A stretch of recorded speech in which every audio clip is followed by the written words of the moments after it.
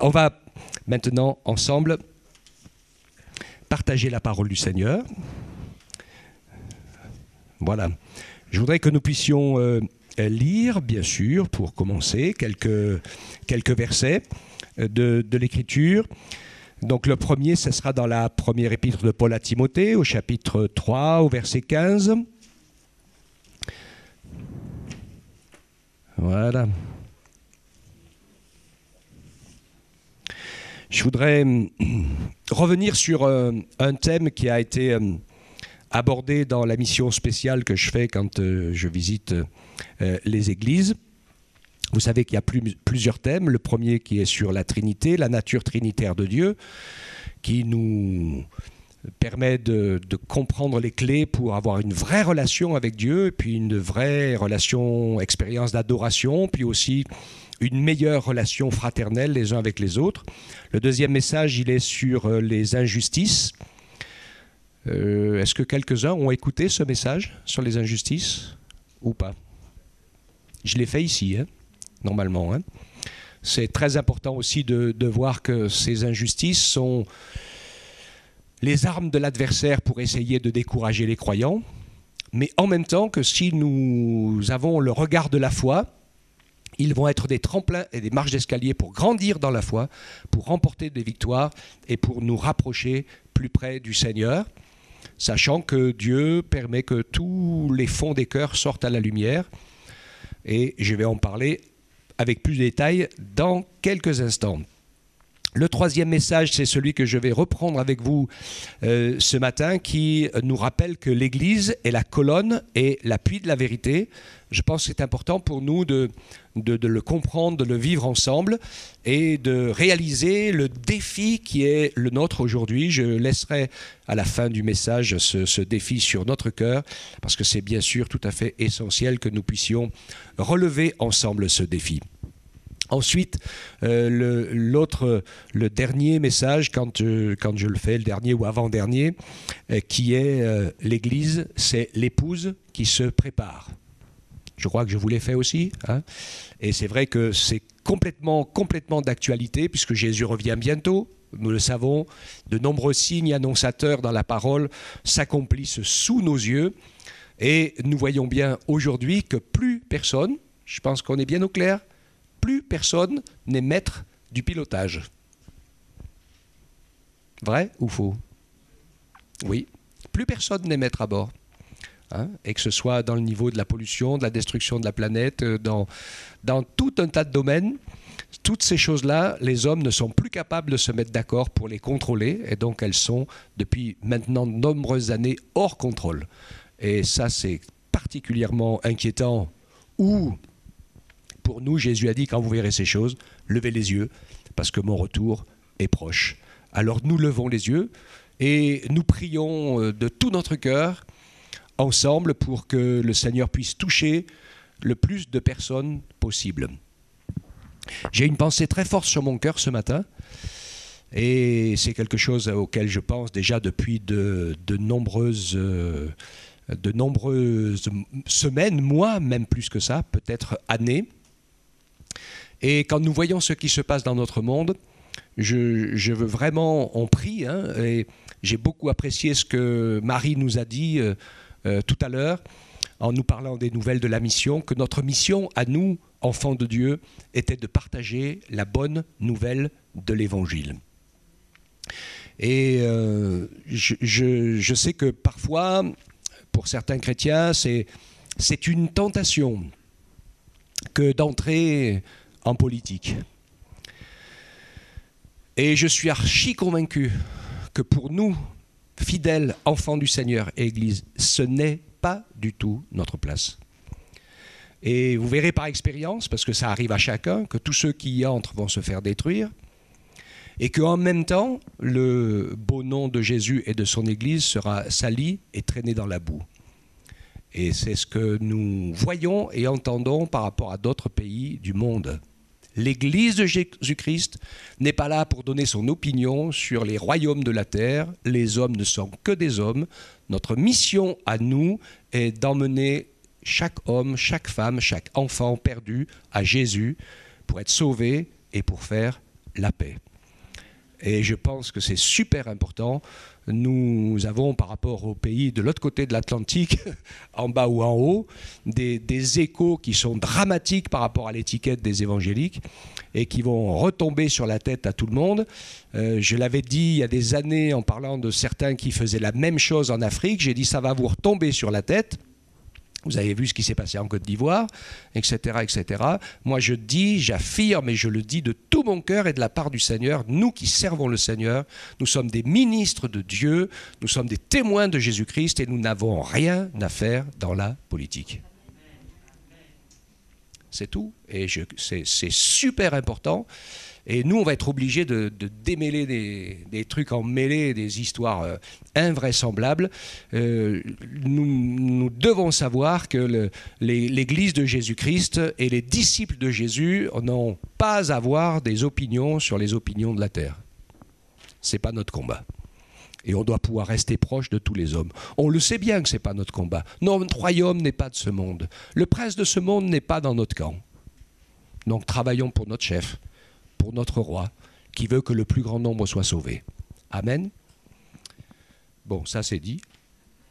Et j'espère que ça ira loin. Ça me démangeait même de faire un message sur la terre entière pour taper du poing et dire à tous les chrétiens et aux leaders chrétiens et aux gens qui se laissent entraîner dans ce domaine-là de faire bien attention et de faire marche arrière.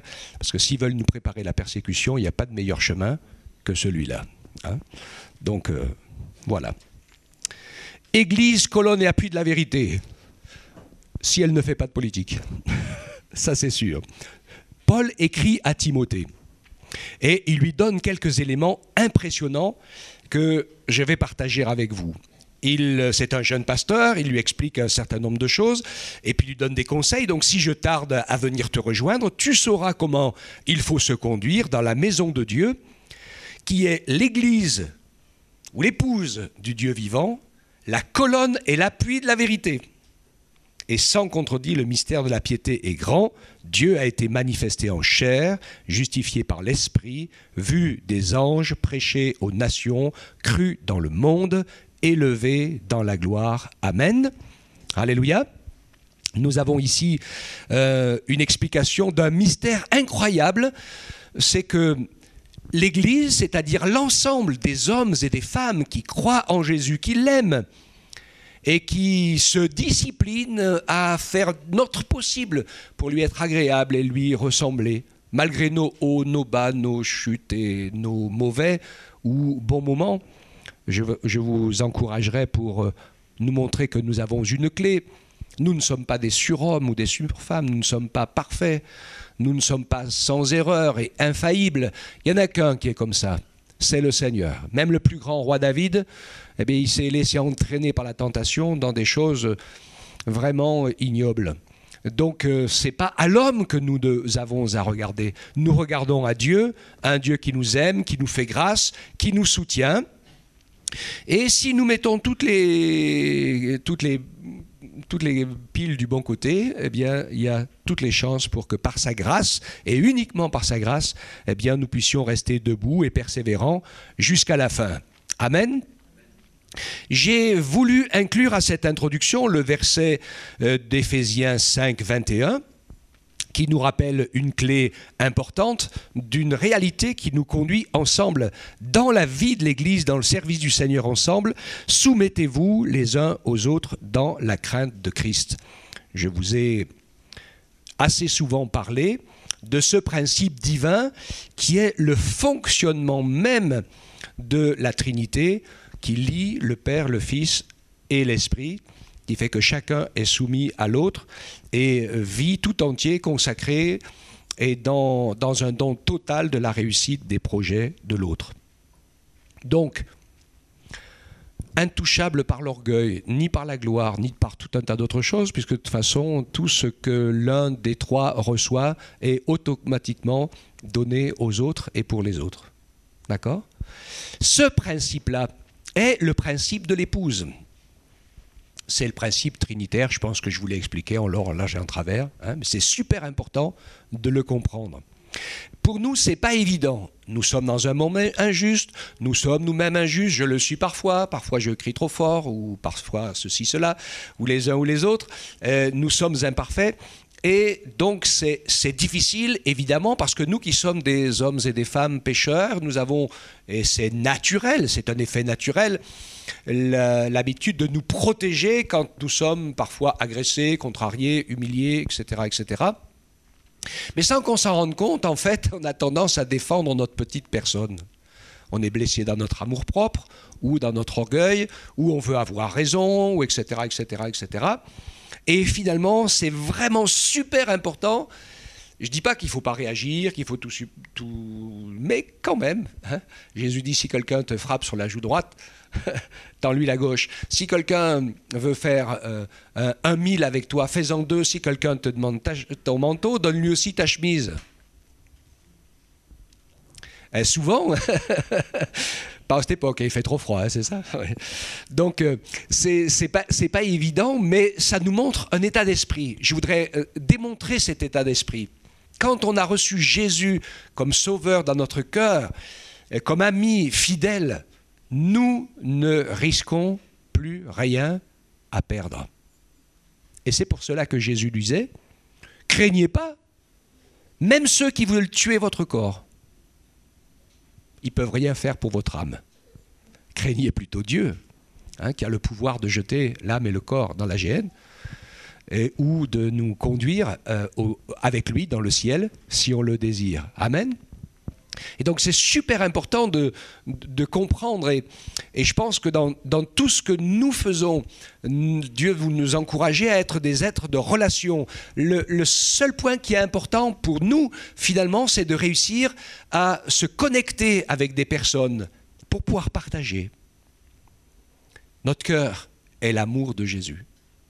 Hein, c'est pas facile de rendre témoignage.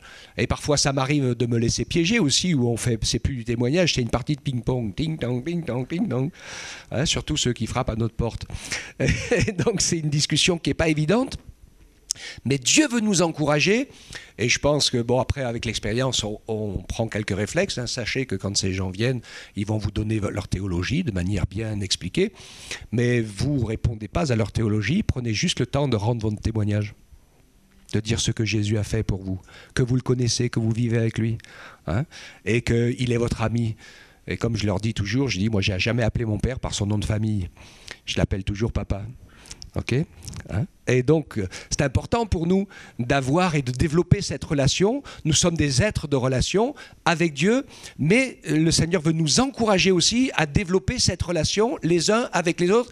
C'est plus difficile parce que nous sommes imparfaits et que parfois nous pouvons nous agresser, pas nous comprendre, etc., etc. Et le Seigneur veut nous encourager à y mettre beaucoup d'amour, de patience, de fidélité. Et quand il dit « soumettez-vous les uns aux autres dans la crainte de Christ », ça veut dire que nous sommes tous différents et nous pouvons tous apporter quelque chose, qui que nous soyons, même les plus petits des enfants d'entre nous, et nous avons tous besoin de recevoir quelque chose. On a toujours besoin d'un plus petit que soi. Qu'on pense plus petit. Hein, mais c'est une parole de sagesse, mais c'est une réalité de la parole de Dieu. Et c'est tellement, tellement essentiel de pouvoir nous baser sur ces choses. Je veux travailler de tout mon cœur. J'ai pas besoin que j'ai raison, ou que tu aies raison, ou que tu aies raison. Mais ça serait bien que tous ceux qui nous entourent puissent dire, dans l'église évangélique de Guéret, on entend le message de la vérité, de l'amour de Dieu. D'accord ? Et finalement, c'est ce qui est intéressant. C'est à ce que nous nous aimons les uns les autres que le monde verra que nous sommes ses disciples, parce que humainement, c'est mission impossible. D'accord ? Ça fait partie de notre défi. Donc, le Seigneur Jésus bâtit son église. Vous savez, Matthieu 16, 18, il parle à Pierre, il dit « Mais sur le roc, et c'est Jésus, le roc, je bâtirai mon église, etc. Et les portes du séjour des morts ne prévaudront point contre elle. » Parfois, nous pouvons être vaincus. Parfois, certaines églises semblent être vaincues. Et ce n'est pas une normalité. Parce qu'en Jésus et par le Saint-Esprit, nous avons tout ce qu'il faut pour être victorieux. Alléluia. Et si nous sommes vaincus, c'est parce que nous nous sommes ou laissés tenter ou que nous nous sommes trompés de combat. D'accord? Et Dieu veut nous encourager à combattre le bon combat. L'apôtre Paul lui disait, je ne veux pas être en train de combattre comme battant l'air. Il y a beaucoup d'énergie qu'on dépense pour pas grand-chose. Même parfois spirituellement. Il nous arrive parfois certains soucis, il y a des choses comme ça, et on combat spirituellement, perd beaucoup d'énergie, mais je pense que c'est super important pour nous de combattre pour que Dieu nous entraîne dans sa volonté, dans ses plans, dans ses voies, dans ce qu'il a prévu pour nous, et qu'il nous montre avec plus de clarté là où nous devons aller, là où nous devons marcher. Et on voit dans l'apôtre Paul, dans les apôtres, des expériences particulières, des moments où ils se sont fait secouer comme il faut. Mais ils étaient dans la paix de Dieu parce qu'ils étaient en train de faire ce à quoi Dieu les avait appelés à travailler. Amen. Cherchez premièrement le royaume de Dieu, sa justice. Et puis vous inquiétez pas, le Seigneur va s'occuper du reste. Donc cet état d'esprit de soumission les uns aux autres, eh bien, c'est de pouvoir toujours voir qu'il y a des talents dans l'autre et que Dieu me fasse la grâce et nous aide à pouvoir mettre en valeur chez l'autre, chez les uns et chez les autres. Et si on a à cœur de faire quelque chose, eh bien qu'on puisse le partager, le faire, et puis ainsi le faire pour bénir ceux qui sont autour de nous. Éphésiens 3.10, Éphésiens 3.10. Je vais vous dire quelque chose là qui a vraiment son importance. L'apôtre Paul écrivait aux Éphésiens, il leur disait, c'est pourquoi les dominations, les autorités dans les lieux célestes connaissent aujourd'hui par l'Église la sagesse infiniment variée de Dieu. Alors je voudrais parler de deux choses. En deuxième, la sagesse infiniment variée de Dieu. Mais en premier, les dominations et les autorités du mal, ceux qui régissent le monde et qui sont les patrons. Quand on dit qu'on ne sait pas qui c'est qui tire les manettes, nous on sait très bien qui c'est qui tire les manettes. Ça fait longtemps, ce n'est pas d'aujourd'hui. Les dominations, les autorités dans les lieux célestes connaissent. L'adversaire, le malin, le diable, Satan, Lucifer, vous pouvez l'appeler comme vous voulez, avec toutes ses armées, n'a qu'un seul adversaire, qu'il craint après Dieu. C'est l'Église. Je dis bien sûr après Dieu, parce que de toute façon, Dieu est Dieu. Et donc, voilà, personne ne peut rien contre lui. Il n'y a aucun souci. Rien ne lui a jamais échappé. Mais l'adversaire craint l'Église. C'est sa seule ennemie qui lui résiste sur la terre. La seule qui est capable de l'obliger à reculer. La seule qui arrive à libérer des prisonniers qui sont liés dans son camp. Et c'est bien sûr contre elle qu'il agit et combat directement. Quand on lit Apocalypse 12, 17, il parle du dragon qui a été hérité contre la femme, c'est Israël. Il n'a pas pu tuer l'enfant qu'elle a mis au monde, Jésus notre Sauveur, qui a donné sa vie, bien sûr, il a essayé de le tuer, mais sa vie, il l'a donnée en sacrifice pour que nos péchés soient effacés, justement. Et il est donc rempli de colère, parti faire la guerre au reste de sa postérité. C'est qui, le reste de sa postérité? C'est l'Église. Et c'est Israël aussi, bien sûr. Tous ceux qui croient au Seigneur, qui le cherchent de tout leur cœur et qui veulent le suivre. Nous savons que Jésus l'a vaincu. Et je veux dire quelque chose pour nous, même si parfois nous sommes un peu découragés, même si parfois le combat nous semble un peu dur, même si parfois on a l'impression de vivre un peu quelques défaites, ne baissez pas les bras. Jésus est vainqueur. Jésus est vainqueur. Apprenons à lui faire confiance. Apprenons à nous appuyer sur sa parole, sur ses promesses, à lui demander les choses, à parler avec lui directement. J'ai beaucoup aimé ce roi d'Israël quand il a eu tous les ennemis qui l'ont attaqué, puis le roi qui a commencé à insulter Dieu, à insulter Jérusalem et le roi, etc., etc. Il a envoyé une lettre. Le Rabshakeh, il est venu avec cette lettre pour pouvoir la lire. Il l'a lit en public au pied de la muraille et puis il l'a fait passer. Le roi, il a pris la lettre. Il était dans l'humiliation, dans le jeûne, dans la prière, avec le sac et la cendre. Il a pris la lettre, il est allé au temple, et puis il a dit « Seigneur, attends, je vais te lire la lettre. » Ok? Des fois que tu n'aurais pas entendu. Et c'était en fait une super démarche. Hein, très important, et c'est essentiel pour nous de pouvoir lui faire confiance et d'être conscient de ce combat, d'être conscient que dès que nous marchons avec le Seigneur, eh bien, il y a quelqu'un qui va essayer de nous en écarter, de nous attaquer, de nous faire tomber, parce qu'il voudrait essayer de rendre l'Église faible, fragile et craintive. Mais nous savons que celui qui est avec nous est plus grand que celui qui est contre nous. Et nous savons que même si parfois, en apparence, nous semblons un peu perdus, défaitistes, etc., c'est le Seigneur Jésus qui a le dernier mot. Faisons-lui confiance. Il est celui qui va relever, celui qui va guérir, celui qui va délivrer, celui qui va nous donner la victoire. Alléluia. Je pense beaucoup à ce que Jésus a vécu, bien sûr, parce qu'il est allé jusqu'à la mort de la croix. Et la Bible nous dit qu'il a supplié Dieu pour triompher de la mort. Dans sa tête, certainement qu'à ce moment-là, c'était passer à côté de l'horreur, de la souffrance, de mourir sur la croix du Calvaire. Ce que Dieu n'a pas permis, puisqu'il est allé jusqu'au bout, mais le Seigneur l'a ressuscité des morts. Et souvent, dans nos épreuves et nos difficultés, le Seigneur nous amène un peu au bout de nous-mêmes pour que nous puissions ne dépendre que de lui, de sa grâce, de sa parole, de notre confiance en lui, et de nous appuyer sur sa promesse, sur ta parole. Comme disait Pierre, je jetterai le filet sur ta parole. Hein, eh bien, je serai guéri, secouru, libéré par la grâce que Dieu nous donne. Jésus l'a vaincu. Le déroulement du plan de Dieu est inéluctable et l'Église, avec l'assistance du Saint-Esprit, est présent, agissant sur ce royaume de la terre qui a été volé à Dieu. On est d'accord avec ça? Et je pense que c'est important, nous, en tant qu'Église. Alors, je ne vais pas prendre le temps ce matin de vous lire la parabole de l'ivraie et du bon grain. On la connaît tous? D'accord? Hein? Je pense que c'est un autre défi de l'Église.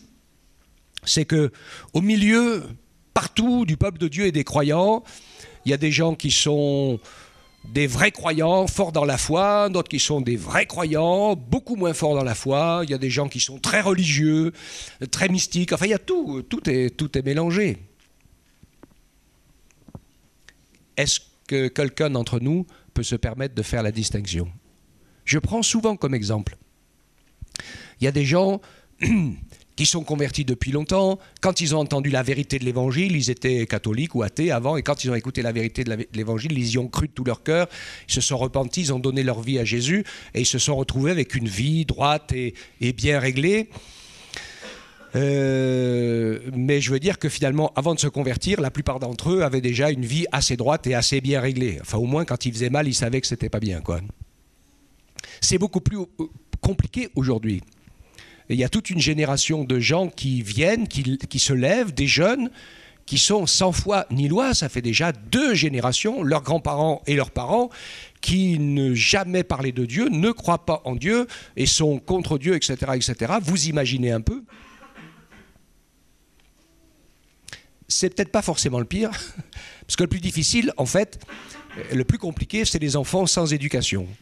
Et c'est ce qui rend le plus compliqué pour pouvoir être à l'écoute de la parole du Seigneur. Et c'est essentiel pour nous de prendre conscience qu'il faut prendre à cœur de bien enseigner, éduquer nos enfants, leur apprendre de bonnes choses. Et la crainte et le respect, c'est important aussi qu'ils l'apprennent. Et c'est plus ils sont jeunes, plus ils l'apprennent. J'ai toujours eu l'impression que dans le monde, on fait tout à l'envers, hein. On rigole et on laisse faire les petits ce qu'ils veulent. Écoutez-moi bien tous. Et puis après, ils grandissent, ils deviennent un peu plus raisonnables. Et puis quand ils deviennent ados, après, c'est des vrais chevaux sauvages, indomptables. Et là, il faut les mettre sous clé. Mais quand vous les mettez sous clé, ça explose. Hein. Et le principe fondamental, c'est que je pense qu'ils doivent apprendre à respecter et à craindre le plus petit possible. Et à se responsabiliser. Et après, en grandissant, ils sont capables de prendre leurs responsabilités, de faire la différence entre le bien et le mal. Ne faisons pas les choses à l'envers. Ils savent très bien quand ils ne font pas ce qu'il faut, même tout petit. Ok ? Alors je reviens à mon bon grain, à mon ivraie, pour pas trop m'en éloigner. Ce qui fait que moi j'ai vu des personnes venir au Seigneur, vivre une vraie expérience de conversion, de repentance et de nouvelle naissance. mais qui n'ont toujours pas appris à dire bonjour, merci, et puis peut-être même à se laver ou à aller travailler, etc., etc. Et ça, c'est quand vous êtes obligé d'apprendre ça à 25-30 ans, c'est presque mission impossible. C'est compliqué ça, hein, d'accord, hein? Et donc, voilà, nous devons faire de notre mieux avec la prière, mais ce n'est pas à aucun d'entre nous de savoir qui est bon grain, qui est ivraie, qui est sauvé, qui ne l'est pas. Ça ne regarde pas, hein. Beaucoup de gens qui me disent, est-ce que Salomon il sera au ciel? Je lui dis, tu fais comme moi, tu verras bien, essaye d'y être. Hein, ça ne nous regarde pas. Qui sait, femme, si tu sauveras ton mari, et mari, si tu sauveras ta femme. Ce qui est important pour chacun d'entre nous, eh bien, c'est vraiment d'être fidèle. Dieu nous encourage, donc il dit bien sûr qu'on n'arrache pas l'ivraie au milieu du bon grain. Ce n'est pas notre travail. Le Seigneur laisse les choses sortir. Et ça, c'est le thème de mon message sur les injustices. Il laisse sortir ce qui est caché jusqu'au plus profond de nous pour deux raisons importantes. C'est nous emmener, si on veut bien ouvrir les yeux, le cœur à la repentance, pour qu'on réalise qu'on a besoin d'un sauveur. Ou alors, si on ne veut rien savoir, on sera jugé sur des faits, pas simplement sur des pensées. OK ? Et donc c'est important, c'est pour ça que Dieu laisse les hommes aller jusqu'au bout d'eux-mêmes. Dieu veut donc nous apprendre plusieurs choses. Apprendre à l'aimer et aimer son plan, sa volonté. Travailler pour devenir ses amis intimes. Jésus dit, vous n'êtes pas mes serviteurs, vous êtes mes amis. Si vous faites ce que je vous commande. Et ce que le Seigneur veut, c'est que nous puissions l'apprendre de manière naturelle. Et c'est vraiment ma prière, et j'espère que c'est la vôtre aussi. Seigneur, je voudrais voir comme tu vois, je voudrais comprendre comme tu comprends, je voudrais parler comme tu parles et agir comme tu agis. Hein, c'est super important. On sait que ce n'est pas facile pour nous, mais je pense que si c'est vraiment notre sujet de prière, Dieu va nous y aider et on fera des belles expériences. Bien sûr, ce qui va avec, c'est apprendre à aimer son prochain, vivre l'amour de Dieu au milieu des autres, avec humilité et compassion, aimer les gens tout simples, qui sont souvent plus grands dans la foi que ceux qui sont plus intelligents et plus intellectuels, parce que beaucoup de gens simples et peu instruits rencontrent le Seigneur par révélation, et donc leur relation avec Dieu est une réalité, un vécu, même s'ils ne savent pas l'expliquer. C'est particulier, hein ? C'est plus difficile de faire la différence avec ceux qui sont très intelligents, de savoir s'ils sont vraiment convertis ou s'ils ont juste tout compris. Ou enfin un minimum de choses. Mais s'ils vivent une vraie relation personnelle et intime avec le Seigneur. Donc chacun a son école pour apprendre, chacun a son temps. Et je sais que des fois j'écoute des réflexions, etc., où j'en ai des réflexions, des fois de parents ou de grands-parents. Je dis, vous inquiétez pas, Dieu a le temps. Aujourd'hui ils sont jeunes, ils pensent comme ça, mais la vie et le Seigneur et vos prières se chargeront de les faire changer d'avis pour qu'ils puissent ouvrir les yeux. Alléluia. Pour que nous puissions réussir, toujours être l'Église colonne et appui de la vérité, même nos talents doivent mourir et renaître. Ah, qu'est-ce que ça veut dire? Et si vous avez un responsable de musique qui n'est pas capable de s'adapter aux besoins de l'Église et du lieu dans lequel il est, mais qui veut mettre tout le monde à sa compréhension, à son niveau et à sa manière de voir les choses, c'est pas comme ça, hein. Ça va pas le faire. Hein. Et c'est vraiment super important pour nous de savoir que nous sommes au service les uns des autres et que nous sommes au service de l'Église et pas le contraire. Que c'est pas l'Église qui est à notre service. Ok ? Hein? Et donc, je prends l'exemple des musiciens ou des chanteurs, etc. C'est super important de faire des progrès, de chercher la perfection, d'être... J'en ai vu quelques-uns, je rêvais un peu, mais je sais qu'il le fait, ou d'autres, mais c'est vrai qu'on voit l'excellence avec qui j'ai vu un groupe qui chantait, et ça m'a impressionné en discutant avec Marie-Hélène. Comment il s'appelle, le grand violoniste, là ? Je vais lui faire de la pub. Hein? Oui, Rieux. On a regardé plusieurs concerts et plusieurs des musiciens, autres violonistes, trompettistes ou autres, et certains d'entre eux jouent pratiquement tout le concert sans partition. Je vous dis pas, hein. Pour rentrer dans cet orchestre, je me suis dit, ouah, il doit falloir toucher un petit peu quelque chose.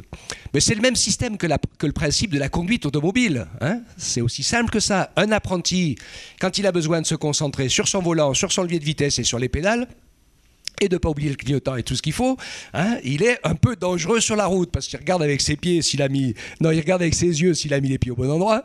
Ça ne va pas le faire, hein. Après, normalement, le pilote de course, hein, tout ça, je veux dire, toutes les pédales, les manettes et autres, c'est le prolongement de son corps. Ça, il ne se pose même plus de questions. C'est un réflexe complètement naturel et il va où il veut et il fait ce qu'il veut, etc., etc. Vous voyez ce que je veux dire, hein? Alors pourquoi je dis ça comme ça? Bien parce que ce qui est important pour nous, en fait, c'est dans tous les beaux talents que le Seigneur nous a donnés, d'une manière ou d'une autre, nous devons chercher l'excellence, être capable de faire plein de choses, le mieux possible, etc., pour être... en toute souplesse et facilité, capable de nous adapter aux besoins qu'on va nous demander. Alléluia. En fait, l'important, c'est pas de montrer qu'on est des géants, c'est la communication. Que le courant passe entre nous, que celui qui reçoit l'accepte avec joie, que celui qui donne le fasse avec joie, qui communique son savoir, son partage, son service au cœur de l'Église. C'est super important dans notre motivation personnelle de pouvoir progresser et grandir. Et dans notre amour fraternel, eh bien, de pouvoir simplement être au service, sachant, et c'est très important, quand je fais ma mission, je le dis, il y en a des fois qui dans les églises sont attachés à leur poste, vissés, boulonnés. Le jour où vous leur demandez de quitter leur poste, ils vont quitter l'église. Ben ça, c'est pas bien. C'est une anomalie de compréhension. Nous ne sommes pas enfants du Seigneur par rapport à ce que nous faisons. Nous sommes enfants du Seigneur. Et tout ce que nous pouvons faire, c'est une grâce et un cadeau. Mais l'exaucement de nos prières, notre salut, la bénédiction de ne dépend pas de la qualité de ce qu'on fait, hein. Ça, c'est notre relation avec le Seigneur. Alléluia. Et c'est pour ça que c'est pas inintéressant, des fois, quand on le peut, parce qu'on ne le peut pas toujours, à un moment donné, eh bien, de lâcher un défi pour en prendre un autre. Parce que finalement, on rajoute des cordes à nos arcs. Oui, il me semblait qu'il y a un truc qui n'était pas français.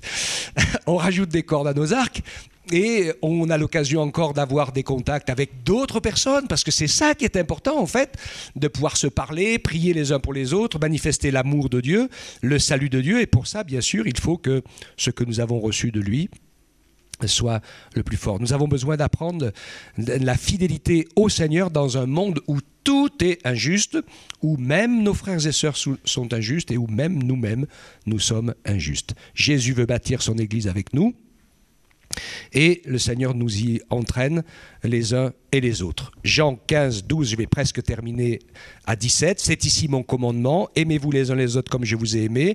Il n'y a pas de plus grand amour que de donner sa vie pour ses amis. Vous êtes mes amis si vous faites ce que je vous commande. Je ne vous appelle plus serviteur parce que le serviteur ne sait pas ce que fait son maître, mais je vous ai appelé ami parce que je vous ai fait connaître tout ce que j'ai appris de mon Père. Ce n'est pas vous qui m'avez choisi, mais moi, je vous ai choisi, je vous ai établi afin que vous alliez, que vous portiez du fruit et que votre fruit demeure. Et ce que vous demanderez au Père en mon nom, il vous le donne. Ce que je vous commande, c'est de vous aimer les uns les autres. Amen. Je termine avec deux vérités essentielles qu'on trouve dans Romains 6, 23. Car le salaire du péché, c'est la mort, mais le don gratuit de Dieu, c'est la vie éternelle en Jésus-Christ. Le salaire du péché, c'est la mort. Le monde est la démonstration que Dieu a raison et que sa parole est la vérité. Parce que le salaire du péché, c'est la mort. Et tous ceux qui vivent en dehors de l'amour de Dieu, de la loi de Dieu, sont prisonniers de la mort, distribuent la mort, vivent dans la mort et meurent eux-mêmes à petit feu. Et ça, c'est pas difficile, c'est le constat que nous avons tous sous nos yeux et parfois un peu en nous quand on n'est pas dans les clous. Le défi de l'Église. L'Église est appelée à être la démonstration du contraire. C'est que Dieu a aussi raison et que sa parole est la vérité, dans le don gratuit de Dieu qui est la vie éternelle en Jésus-Christ, notre Sauveur, dans notre foi dans ses promesses, dans notre foi dans son amour, dans le salut, dans la guérison, dans la délivrance, dans l'accomplissement de l'œuvre de Dieu, dans sa volonté, dans son plan. Nous, Église de Jésus-Christ, sur toute la terre, nous sommes les seuls qui pouvons faire au monde cette démonstration et le Saint-Esprit nous y invite et nous y encourage pour que nous puissions ainsi montrer aux autres que le Seigneur est un Dieu d'amour, de pardon et de grâce, alors que tous les gens disent le contraire aujourd'hui. Il faut que notre vie puisse le démontrer, nos paroles, nos attitudes puissent arriver à le démontrer, parce que qu'on le veuille ou non, et c'est pour ça que j'insistais dans ce que j'ai dit au début tout à l'heure, qu'on le veuille ou non, les gens du monde, ils se dessinent un Dieu à la forme du chrétien qu'ils ont en face d'eux. Ils ont tort, parce qu'on devrait se dessiner le chrétien à la forme de Jésus qui est décrit dans sa parole et de tous ceux qui le suivent avec fidélité. Mais voilà, donc Dieu nous encourage à pouvoir ainsi avancer avec deux éléments que je vais vous laisser sur le cœur. C'est la fin du verset 10 dans 2 Thessaloniciens 2 qui nous parle de cet esprit d'égarement, de la fin du monde où les hommes croiront aux mensonges, qui n'ont pas reçu l'esprit de l'amour de la vérité pour être sauvés. Pourquoi ? Parce qu'ils ont pris plaisir dans ce qui est injuste. Il y a une clé, hein, c'est pas Dieu qui dit « Ah ben non, toi je te donne pas l'amour de la vérité, toi je te le donne, etc. » Non, non, non, non, non. C'est de chacun d'entre nous. C'est parce que la première préoccupation de l'être humain, c'est de sauver sa peau, réussir, etc. Et même s'il passe par des choses pas vraies, Dieu est un Dieu d'amour et de vérité.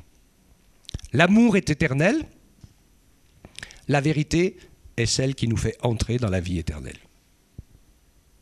Parce que c'est quoi la vérité ? C'est la repentance, du fait qu'on est pécheur et qu'on est perdu, première vérité.